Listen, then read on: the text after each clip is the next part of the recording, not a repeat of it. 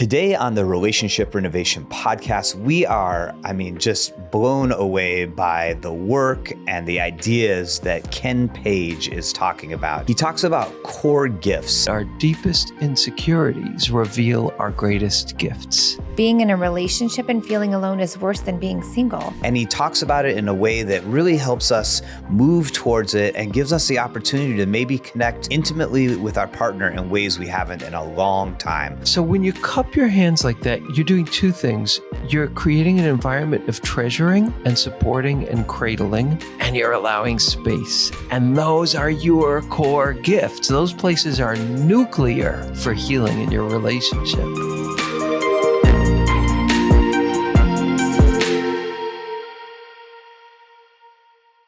Hello, all, and welcome to the Relationship Renovation Podcast. I'm Tarah Kerwin. And my name is EJ Kerwin. And we're very excited because this topic, the topic that always resonates with people is intimacy. And we always want to make sure we talk about intimacy is on a spectrum. It's everything from kind words to gentle touch, to gratitude, all the way to sex and physical intimacy. But this is going to touch on, I think, something that's like super important.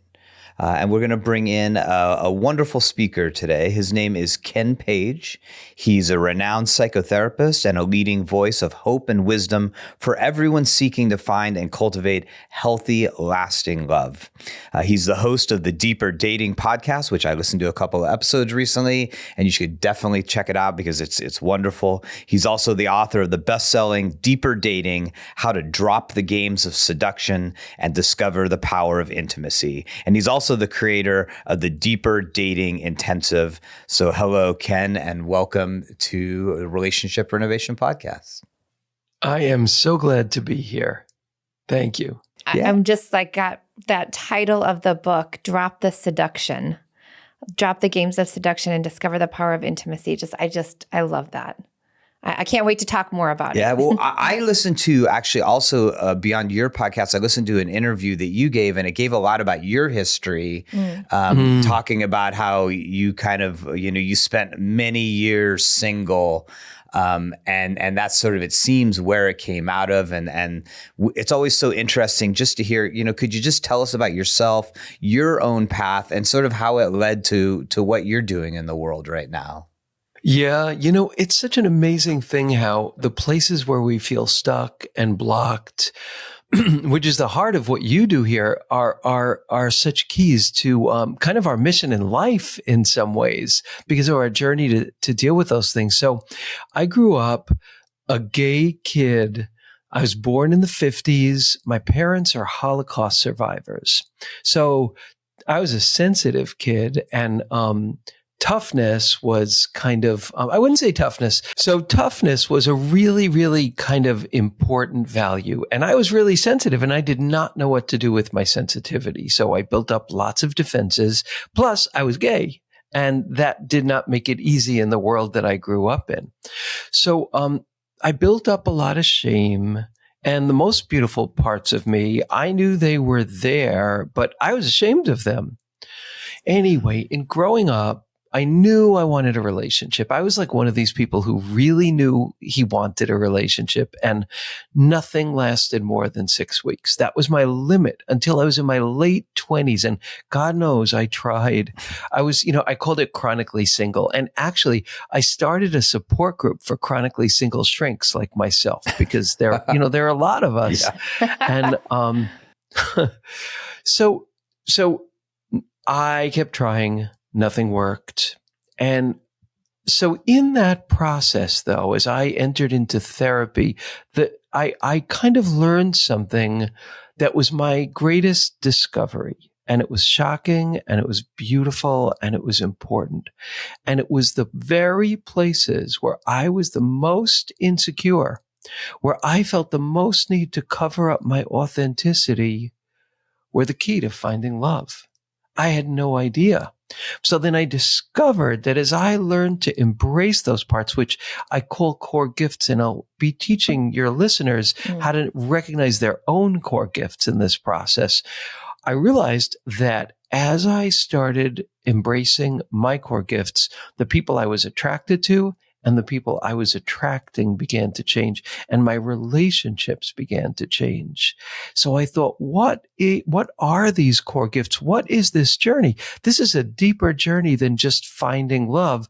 This is a journey into our deepest selves. And that was kind of my greatest discovery. For me, that was like the glimmer of there's a pathway to love here. And that was that our deepest insecurities reveal our greatest gifts. What an amazing thing that is. Yeah, I think that like really, it lines up in like kind of an interesting way with a lot of what we work with couples, in that we find, we end up with people, you're kind of working at the beginning with people of how to find something within themselves that allows them to connect with others. We end up with people on the other side of the spectrum where they were connected with people and then they've become disconnected. And what we find is that our greatest suffering is the thing that sort of separates us from our partner. Mm-hmm. And how can we use that as a way to get connected with them again, which oftentimes our greatest suffering is sort of a part of us that's sort of cut off and neglected and lost. Yes. That is, yes. I think what you're talking about, this core gift, this really soft side of ourselves, this really like intimate part of ourselves. And I just want to piggyback on that too, because when we are doing the work with couples and they recognize they're both suffering and they both feel alone, but they hadn't been able to be vulnerable enough to share it with each other, like that is so huge, because, we always say being in a relationship and feeling alone is worse than being single, because you truly feel like that core sense of rejection. So what was for you, like on the personal level, before we get into like the, really understanding this core gift, what was the aha moment for you around those aspects of yourself that you had built walls around? I guess the deep aha was that they were the most beautiful parts of me. Instead of hiding them away or being ashamed of them, you were like, how do I bring these out and blossom from this? Yes. How do I actually champion them? And so that was what was first for me. And then that began to change, so many things. But these concepts apply so deeply to couples who are, as someone who's been in a marriage and a committed relationship now for 16 years, I work on that on a regular basis in my own life too. And I say this all the time. There isn't a day that goes by that I'm not humbled by my clay feet when it comes to intimacy and the things that I need to learn. But that's a beautiful learning. And I think such a key here is like finding people who treasure those parts of you. Because without that, we're just going to get re-triggered and re-traumatized again and again. So that's such a key. And, when we feel like our partner can't honor and treasure those parts, there's a journey that has to happen. And the first stage of the journey is understanding what those parts are. Absolutely. So for me, like, goodness is really important to me. Quality of goodness. And I said like my sensitivity, but I was ashamed of those parts of me. So I was consistently attracting people who had a toughness about them. As I did this work, I began to become more interested and open to people who had deep qualities of goodness. And my husband has, really wonderful qualities of goodness, and I'd be in a lot of pain and things would not work for me if that wasn't the case. So I think for all of us, discovering our core gifts right in the places where we're most ashamed to show ourselves. And that's a fabulous question for everybody in a couple. What are the parts of yourself that you are the most timid to reveal? Oh my gosh. And those are your core gifts. Those places are nuclear. They're nuclear for healing in your relationship. It's just the hardest part is that so many people don't want to go there. Ken? It is so hard. It is so hard. I know. In my intensives, most of the people are single, but many of them are also coupled. And this is what I find. For people who are coupled, that's the work. That's the work, to name these core gifts and then to be able to instruct our partners in what those core gifts are and what they need. Oh my God. It's so tender. It's so vulnerable. It's so hard, but that's like the heart of changing things in a relationship. I think this like really relates to something like even that Tarah and I are talking about currently in our life is just like getting sort of joy has become buried. Is that life is there's so much going on and there's so much ways in which we protect ourselves starting from children, whether it be from like traumatic events or just like the way we're acculturated that like our joy gets buried. Then we have this like spark of a moment oftentimes with our partner at the beginning where it sort of gets to blossom just organically and happen. Yeah. And then life comes tumbling down on us again. And we're like, I know for me, I've in my own therapy, I've a lot of times been like, how do I feel joy again? Like, how do I feel like just unbridled happiness? And it's what you're talking about. It's like, how do I get to those aspects of myself that have just gotten freaking, muted, buried, crushed, whatever.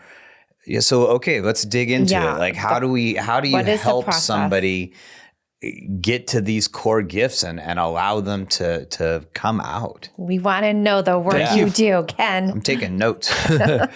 Well, thank you for framing it that way, starting with the personal. And that's one of the things I love about your work, the two of you, is that you're really real. You model this stuff, and that's really rare. You're not talking from a pedestal. You're talking from real life. And I think that's what makes your work so special. Thank you. But I have a map for you. I have an actual map that will guide people in that. Should I share that? Learners. Yeah, please do.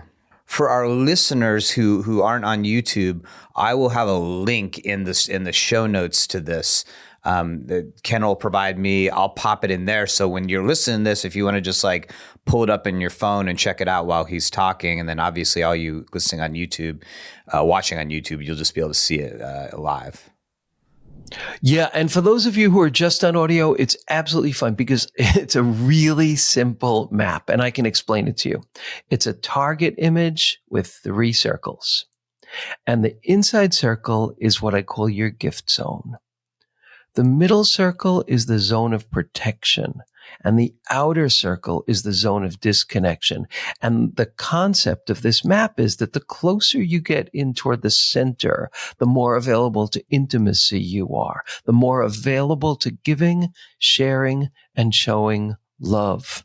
So, the journey is to get there, which is not an easy journey because, in that center lie our core gifts.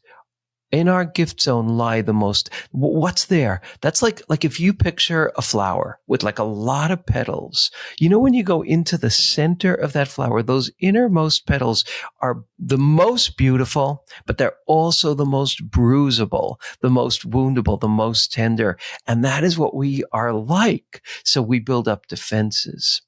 So I'll come back to the gift zone, which is the sweet spot. But because of that, we build up defenses and we move into the zone of protection. So when we're in the gift zone with our partners, we're showing our hearts. And again, I'll come back to some of the keys there, but we're showing our hearts.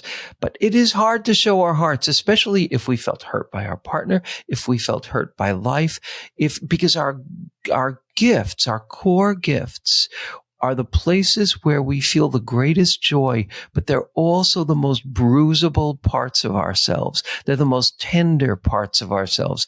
And because of that, they're the places we get the most triggered, which means we have like the most defensive structures around them. So to live in our gift zone, 2 things have to happen.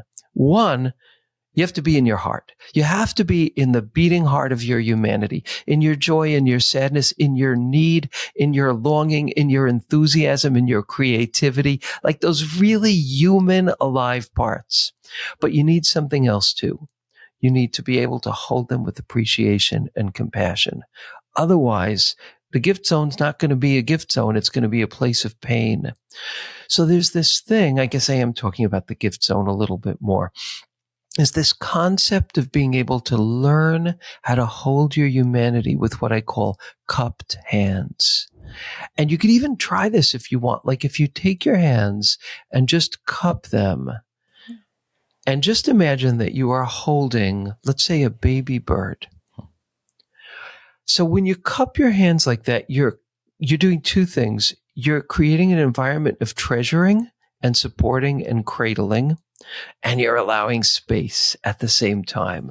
And that combination is magic. And when we learn to hold our hearts that way, all of a sudden we dignify ourselves, and we're with our partner. And instead of just like getting defensive and prickly, we could say, there's something I'm needing now. Yeah. Because I spent so many years being defensive and prickly every time I needed something. That's that cupped hand place. And when you do that, you are most beautiful. You're kind of luminous in that place. But the work that you teach and the work that I teach teaches us how to do that, because it's not easy to do that. So we move into that middle zone, the zone of protection. In its early stages, it's just like numbness. It's too much scrolling. It's, missing some bids from your partner. It's getting too busy. And that's where we start losing our joy. And in the further regions of the zone of protection, we actually start not being ourselves. We get prickly. We get critical. We push the person away to protect ourselves, but they're the person we love. So, there's a lot of existential pain with that. And then as we move out further, that's the zone of disconnection. And that's a pretty dark and painful place. And so our task in each of these zones, and each of these zones has a particular form of pain, and each of these zones has a particular set of behaviors that we do that either draw love in or push love away. So this is an interactive map, because you can ask yourself all the time, where am I in this map? Am I in the zone of protection? How far into that circle am I? How close am I to my gift zone? Because when you're in your gift zone, you're in your magic. And the kind of people who are looking for someone like you will notice you, because your heart shows. But that takes being able to dignify that part of you. And so this is just a map, and it says source of self in the center, because I think that this is a really spiritual place as well. And I'm going to stop sharing this now, but I'm just going to share one more concept that kind of, I think, ties this together. Here we are. Okay. So this is the concept, and this is a concept for everyone in relationship. We all have defensive patterns, right? Like I have patterns of being irritable and judgmental. I have patterns of kind of being too intense. Not that intensity is not a wonderful thing, but like after a lifetime of being told that I'm too intense, it has made me more angry about that. So I tend to get more intense. It's hard for me to be like chill. Like my daughter says to me, Dad, read the room. That's awesome. So these are some defensive patterns of mine. But here's the concept that I want to offer that I think is different than an understanding of like pathology versus health. It's a much more human way to understand things. But here it is. Within every one of our defensive patterns lies a part of us that has been wounded. Mm-hmm. Within every wound lies the gift that has been wounded. And within every gift lies the portal to our deepest self. So every time we're acting like assholes, every time we're being defensive, every time we're pushing love away or not and not realizing it, anytime we're not reading the room, we can ask ourselves, what's the wound here? What's the hurt part of me? And then we could say, what's the gift that has been hurt? And then we could say, what is the beauty of that gift? And when we do those things, then all of a sudden we can approach life and our relationship in a really different way. Yeah. Yeah, it's a thing that we talk about people is that these moments of disconnection, this strife between you and your partner can either be looked at as disruptive, or it could be looked at as an opportunity. And that if we dig deep into it, it's an opportunity to know each other better. It's an ability to understand each of your most important areas of growth. And then from your perspective, it's an opportunity to connect with that part of yourself that's just beautiful and precious. Even though the world might have told you it's not. Like the world tells you maybe you're too tender and that's embarrassing, or not good if you're a man. Or maybe the world tells you you're too fierce or intense or truth seeking, or you're too needy. Those are all core gifts. Yeah. Need, tenderness, and a fierceness of living. Yeah. But we're not taught that. So we have to relearn. And that's the thing. The minute you can say, what is the gift underneath my partner? Because I know him, I know her, I know them. I could see they're doing something kind of like defensive here. What's the part of them that they don't know how to live yet in the world that's like convulsively trying to make itself known? Could we give our listeners love examples, even if you wanted to use one of us, or just like with other individuals you've worked with, an example of the protector or the defense. What's the middle circle? The zone of protector, and then the outer is the zone of disconnection. Disconnection, and then how you take that, that protector piece, and journey, then the journey of getting to what that gift actually is from this place of pain. Oh gosh, yeah. Can I use one of you, really? Yes, absolutely. I'd love it. So yeah, if you could say, pick a defensive pattern, like a thing that you do that can push love away or make you feel lonely and disconnected in the relationship. It's when I get overstimulated, whether it's with kids or I've been at work all day and I get home and I'm just I don't this life is too much for me. I just feel I just want to freeze and be done. It's I blame everybody else. Yeah. Oh yeah. Oh God, do I relate? Yeah.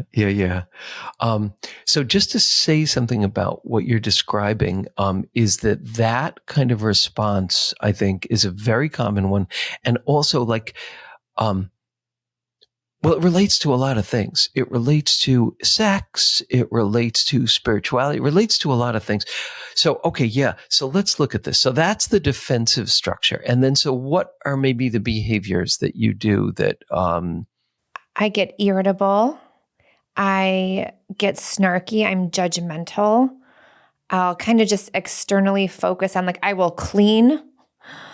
And I'll just be huffing and a puffing, an internal huffing and a puffing, but people can feel it, right? Because it's very— I relate to you. Because it's very different from my heart and when I'm super engaged. So I'm an internal huffer puffer. I get it. So, okay, so that's the defensive behavior. That means that there's a wound underneath it. And you have articulated that wound. Your nervous system can't process anymore. The world is happening at a pace that is dishonoring what your nervous system needs. Yes. Does that feel accurate? It feels absolutely true. Yeah. So then I would propose, as someone who really relates to this, that your nervous system is exquisitely sensitive, that there's a deep sensitivity to your nervous system. And let me ask you this. When you're in a place where the world is going at the pace of your nervous system, and there's the pacing is just true and right for you, who do you become? I'm like a beam of loving light and people can just feel it. There you go. You have described your core gift, this loving light quality that your family knows and loves about you, that EJ knows and loves about you, that is obvious to your listeners. That's the core gift. The wound is that your nervous system is not happy in the world. It's not comfortable yet. And so if instead of looking at it like, okay, this is my deficit. This is my like screwed up place. Yeah. Instead, you think my nervous system is my treasure. And the instrument of my nervous system is so sensitive. It's so sensitive that it needs an environment that allows it peace and grace. And when that happens, I blossom. Yeah. And so then when we do that, we can think, I need to not push through this. I need to ask for certain things. And I'll just give you an example for me. Yeah, this is so good. I'm I have washing the goosebumps dishes. just to let you know, Ken. This Oh, is good. beautiful. So that's like everything. That's all the pieces. There's the defensive pattern. And then instead of just blaming ourselves and saying, I have to do better, you say, what's the wound? Yeah. And then, and the wound is that your nervous system is not being treated right by the world. Mm-hmm.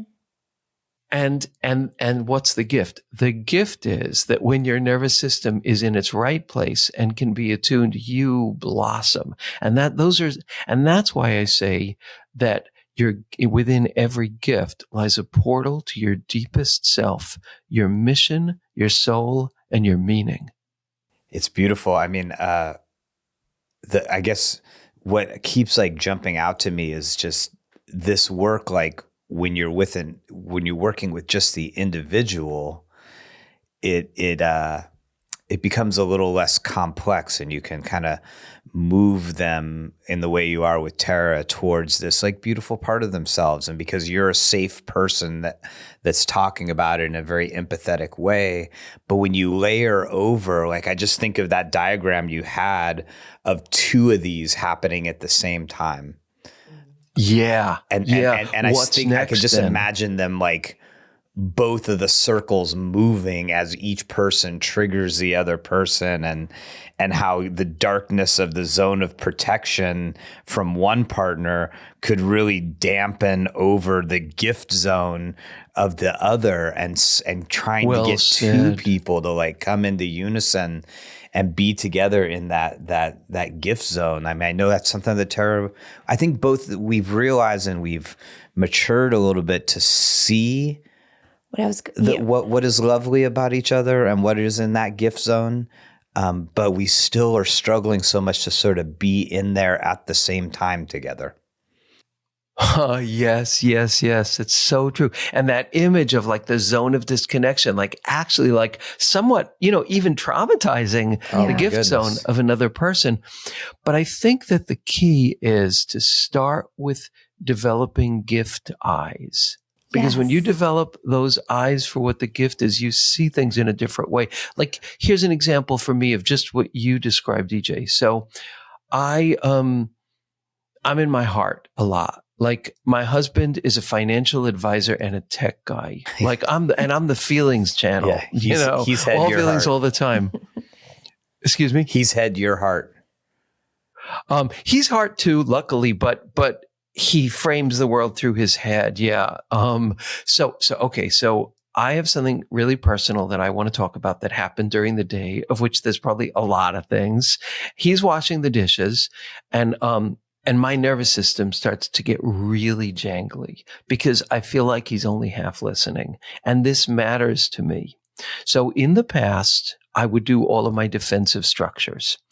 Now I say, honey, this is really important to me. I could wait till you finish the dishes, but then could we sit on the couch? Because I really need all of you for this. That's because I know that this is a gift instead of just like an oversensitivity on my part. So I think that process of always saying, what's the gift here? Even in your partner's zone of disconnection, that means they're in a great deal of pain.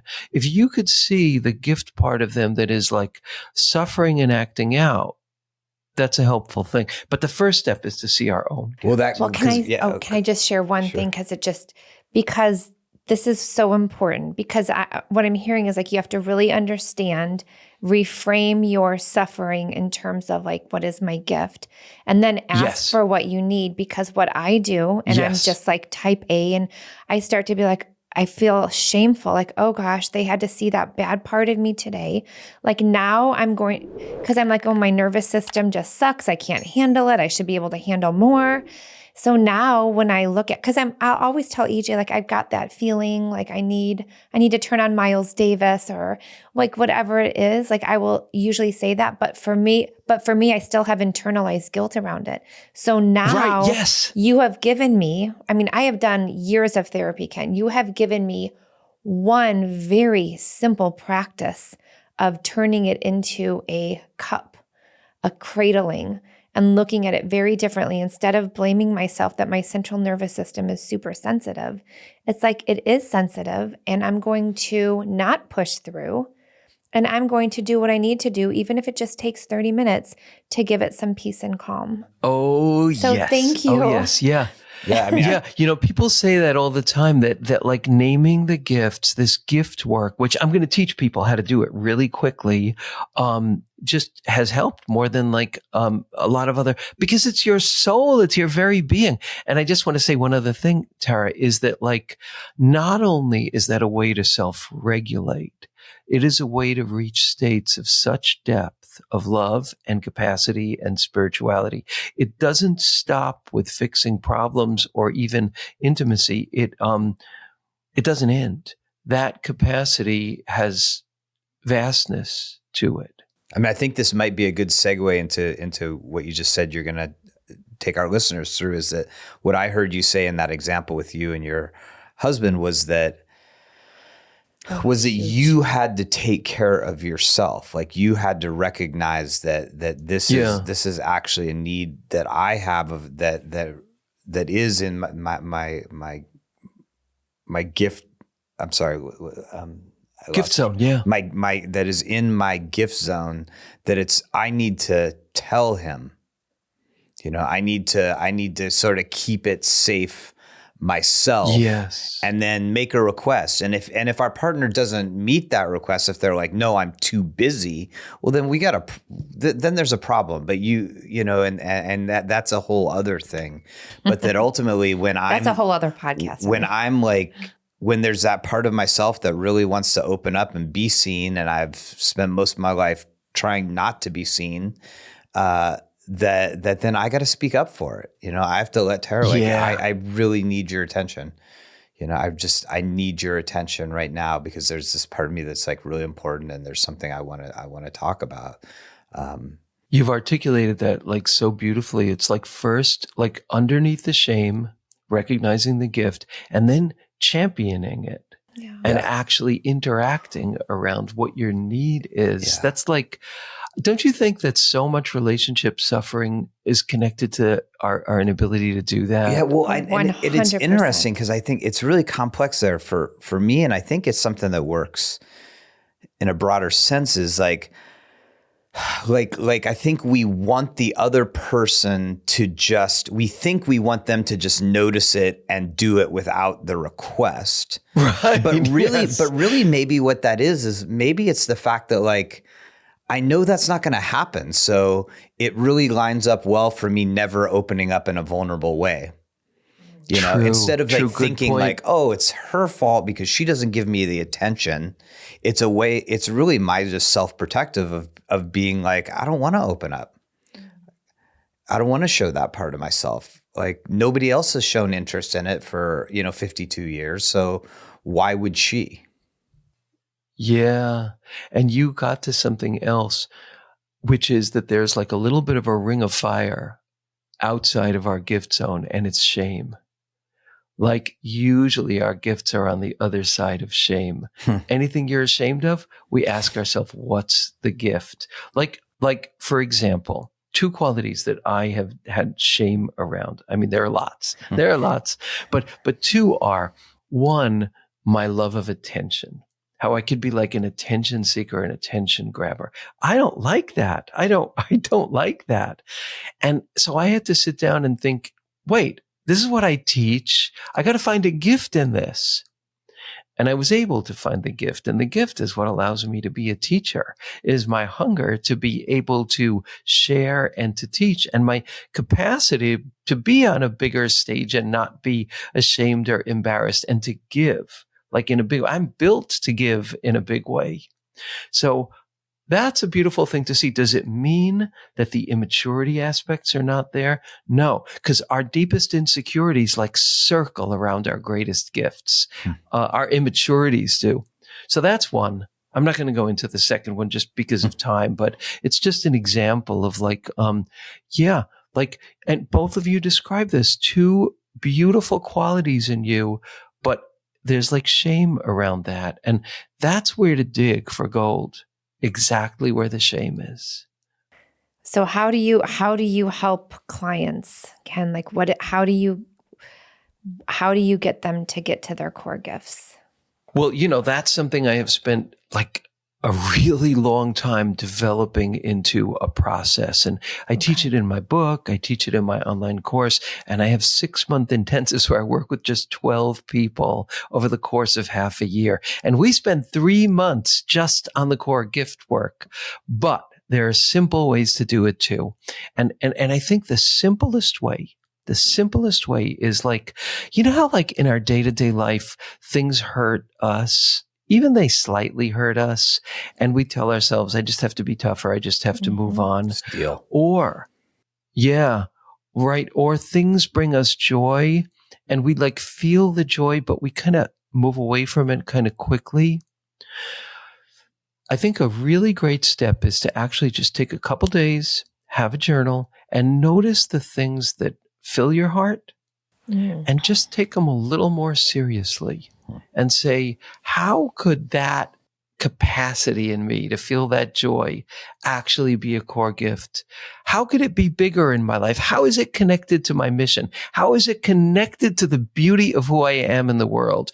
Of course, we don't ask ourselves those questions, but our core gifts are not terminal processes that end at a certain point. They're pathways to something huge and vast, to the very roots of our being, to a land that is so much bigger than the land we normally live in. So we dignify our little joys, sitting with a cup of coffee, feeling like something is being seen, being in the supermarket and watch a checkout person be kind to an older person. All those things, actually thinking like, I'm going to think about this and I'm going to think, what's the core gift here? I love that. So do that. I love that. Just do that. Right. Yeah. And then the other one is the things that hurt your heart. Watch for the way you tell yourself, I need to be tougher, but instead think this. How does it make sense that hurt my heart? Because it stepped on a place of a core gift of mine. How is it that hurt my heart? Because it probably hurt me around something I value. What is that thing that I value? How do I live that way? How is that a treasure? How is that a core gift? And then you start to name it. If you start going around dignifying your joys and your hurts and thinking they really mean something big, they say something about my soul, my very being. When you start doing that, you will start being able to name your core gifts. I think that blows me away, because so oftentimes couples come in and one of the things you hear one of them say is like, I've lost myself. I don't even know who I am anymore. So they have to like get away because they blame their partner. It's their partner's fault that they've lost that they've lost this aspect of themselves. And I love how you just like you bring this right back to the personal responsibility of like, what are the things that really hurt my heart? What are the things that fill my heart? And figuring that out yourself. And then, because then your partner has an opportunity again, because you can make requests. You can, you can share it and see if they're open to it. You can say like, this is important to me. Can we get in on this together? It's really moving. I'm so glad. Yeah, like what you just said, I feel like it's an act of generosity when you could talk to your partner. I think they experience it as a generous act on your part if you could do it that way. Yes, I think so. I mean, I know anytime I break through and actually share something that's out of the ordinary, that is more vulnerable, that is about what I'm struggling with, Tarah is pretty darn receptive to it, Well, and it builds trust, right? Because if your partner is not trusting to come to you with something, even though I don't even get the opportunity, it's like, no, just I can handle this, right? But there's tons of unintentional moments. I want you to want me. Yeah, there's unintentional moments in relationship where you passively try to make a plea to have this part of yourself seen, that your partner unknowingly, because you're not being direct about it, does, invalidate or step on or ignore. And then you're like, oh, yeah, you see, but you're not really giving him a chance because you haven't figured it out for yourself, Yeah, you haven't really swung out in terms of what you really ask for. And I think that happens a lot in sex too, Oh my God, because it's nonverbal and it's even more, and our eyes are closed half of the time. Yeah, I mean, absolutely. I feel like we need to do a second podcast just on this and sex. I'm telling you, Ken, it would be huge. Oof. Oh, that's exciting. That's exciting. I do a lot of work around our sexual core gifts. Ooh. Sorry. That's just like when you say that, my mind scrambles. I'm like, well, what in the fuck is that? Like, what, like who does that kind of deep thought around their own sexuality? Those are some big questions that those are big questions. Yeah. Yeah. Wow. I mean, I could say something about that now, or, give us one thing, but tease us a little bit on this one. Because I do want to have a whole episode on this. I think that would be fabulous. Yeah, I'd love that. I'd love that. Yeah. But I'll still give you like the... Give us a little teaser. More than a teaser. The 3 questions that we can ask ourselves, but they're big questions. Okay, so one is, and this is the foundation one, is what really makes me feel safe in sex? Because like it's so easy to go into that place where you're maybe sexually excited so you can ride on that, but you don't feel totally safe. So what are the things that make me feel really safe in sex? That's question 1. Question 2 is like in sex, what are the things that more than just feel good, they actually start to like move me emotionally? Like my emotions are brought in. What are those ways of being touched, of being seen, of being related to? Mm-hmm. What's the pacing that actually like starts to move me emotionally? And then the third one, after you do the first 2, is what really turns me on? Like, and that's kind of an existential question that we have to answer, is like, what ways of being touched, what kind of sex, like, actually is super exciting to me. Because when you get the place where you have safety, emotionally movedness, and like really kind of like seriously sexy sex, like that's like, that's the sweet spot when you have all of that. And it's what we all deserve. There's just ways we have to get there first. I think so many people expect that it should just happen. And if you're not going into that internal safety piece and also knowing what your needs, desires are, how's your partner ever going to know? I just see it all the time. There's these expectations we should be having great sex because we had great sex in the beginning. But then kids happen, many things happen. And then there's a stall. And so I feel like that's why this will be an entire different episode, because it's like, well, couples come in with intimacy issues and I'm like, how often do you guys talk about it? They're like, we don't. That's why we're here. Like, okay. I know it's so hard to talk about that stuff. It is. I think it a big thing we talk about is emotional safety and all of this, especially those 3 questions about sex. I'm like, what? But that establishment of emotional safety in a relationship makes it possible to have these, because you could have these conversations, I think, with your therapist, maybe with your journal. If you don't have established emotional safety with your partner, man, it's going to be hard, because some of these things, these are soft places that, like you said, they're susceptible to being injured very easily. Yeah. Well, thank you, Ken. This has been super compelling, very thoughtful. We'd love to do this again, because I think we got a little bit of an understanding of the way you're framing things. Mm-hmm. And so it would be beautiful to go deeper. Oh, I would be honored. It's really fun to work with you both, and I feel really honored that you're going to be on my podcast as well. So, Yeah, we're looking forward to it. Well, yeah. could you just tell us, because I know that there are going to be people who listen to this and are like, I need to hear more about this. I want to dig deeper into Ken's work. So Ken, could you give us, like, how can people contact you? How can they work with you, learn more about what you're doing? Sure, absolutely. So the quickest way is to just go to deeperdatinggifts.com, and then you will get a free ebook of some of these key ideas, these key teachings that most of them have gone viral on Psychology Today, and they're like the heart and soul of the things that I teach. So deeperdatinggifts.com. Go to Deeper Dating Podcast. There's like about 200 episodes where I go into so many different pieces of all of these things in much greater depth. There's my book, the Deeper Dating book, which is available everywhere. And if you get on my mailing list, you'll learn about the intensive too, which is a very kind of special thing. It's the only way at this point to work closely with me. And I do 4 of them a year, and we're on our 24th intensive. That's now. Awesome. And so those are different ways to work with me. Deeperdatingpodcast.com and deeperdatinggifts.com are the places to start to get on my mailing list.